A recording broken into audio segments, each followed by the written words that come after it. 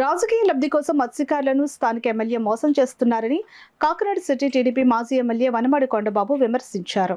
కాకినాడలోని జిల్లా తెలుగుదేశం పార్టీ కార్యాలయంలో ఏర్పాటు చేసిన మీడియా సమావేశంలో ఆయన మాట్లాడారు. ఓఎన్జీసీ గ్యాస్ నిక్షేపాల వెలికితీత వల్ల నష్టపోతున్న మత్స్యకారులకు అందవలసిన నష్టపరిహారాన్ని దోచుకోవడానికి మరలా కుట్ర రాజకీయాలు చేస్తున్నారని ఆయన ధ్వజమెత్తారు. ఈ సమావేశంలో పార్టీ నగర అధ్యక్షులు మల్లిపూడి వీరు, మత్స్యకార నాయకులు చొక్కా గోవింద్, చొక్కా జగన్, సంగాని నాగేశ్వరరావు, ముత్తు మహేష్, మల్లాడి రాజు, తుమ్మల రమేష్, గంటా నరసింహం, మూగురాజు, చోడుపిల్లి సతీష్ తదితరులు పాల్గొన్నారు.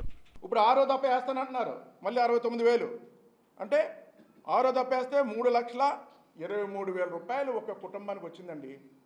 దగ్గర ఎంత వచ్చింది తెలిసిన లెక్కేసాను. ఇప్పుడు 700 కోట్ల 784 కోట్ల 89 లక్షలు వచ్చిందండి. వాళ్ళకి 784 కోట్ల 89 లక్షలు ముమ్మడివరం నియోజకవర్గానికి వచ్చింది.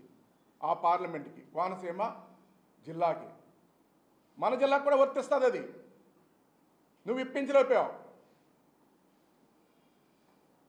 ఇప్పించావు. ఆ డబ్బులు ఎక్కడికి వచ్చినాయి? డబ్బులు నీ జోబీలోకి వచ్చినాయి. చూడు ఎలాగొచ్చినాయి చెప్తాను. అక్కడ రావాల్సిన డబ్బులు ఇక్కడ కూడా వచ్చినాయి.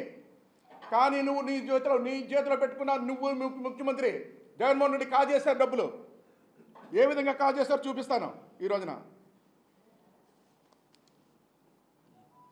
రాలేదందరికీ ఈ డబ్బులు కొట్టేసి అన్నీ కొట్టేసి రేపు ఎంజాయ్ చేద్దాం అనుకున్నాం. డబ్బులు ఖర్చు పెట్టడం ఎలక్షన్లో ఏదో వచ్చేసి అనుకుంటున్నాం.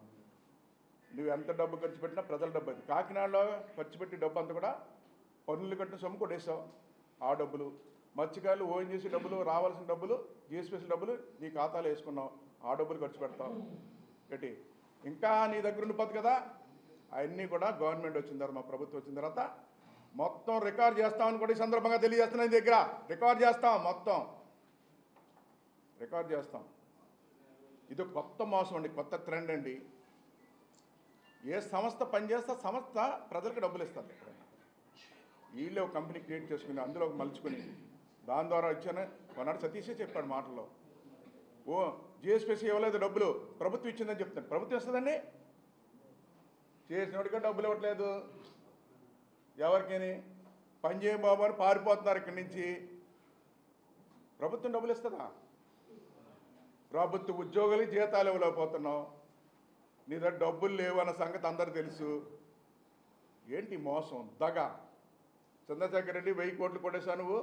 ఆ 1000 కోట్లు రేపు తీసి వీళ్ళందరికీ పనిచేసి మొత్తం అప్పటికి ఎలక్షన్ రా, సంతోషిస్తామని సందర్భంగా తెలియజేస్తాను.